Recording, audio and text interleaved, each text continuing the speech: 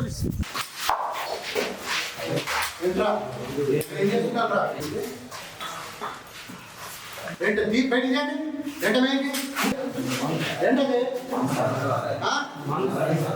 వయసులో మంది ఏంట్రా? సరే నిల్చోరా.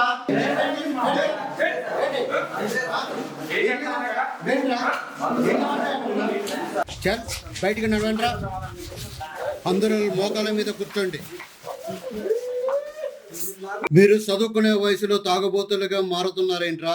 బుద్ధిగా మారి చదువుకోండి, లేదంటే జైల్లో ఊసలు లెక్క పెట్టుకుంటూ బతకవలసి వస్తుంది. జాగ్రత్త.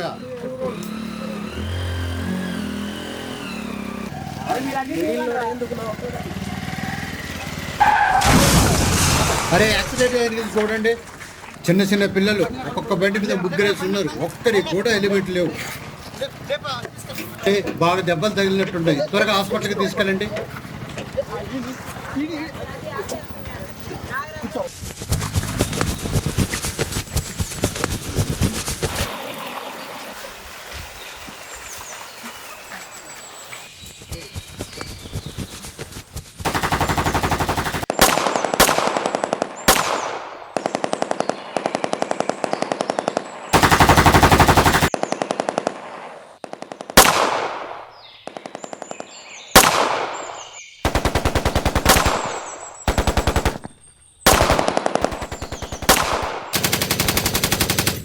అరే గన్నులు పడేసి లొంగిపోండి, లేదంటే వీడు చచ్చినట్లే మీరు కూడా చస్తారు.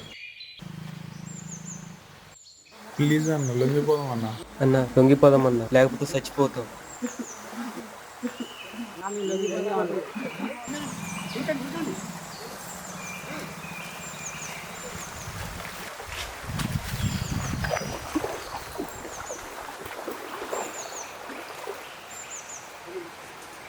పదండిరా, లొంగిపోయిన వాళ్ళకి మంచి లైఫ్ మేమిస్తాము.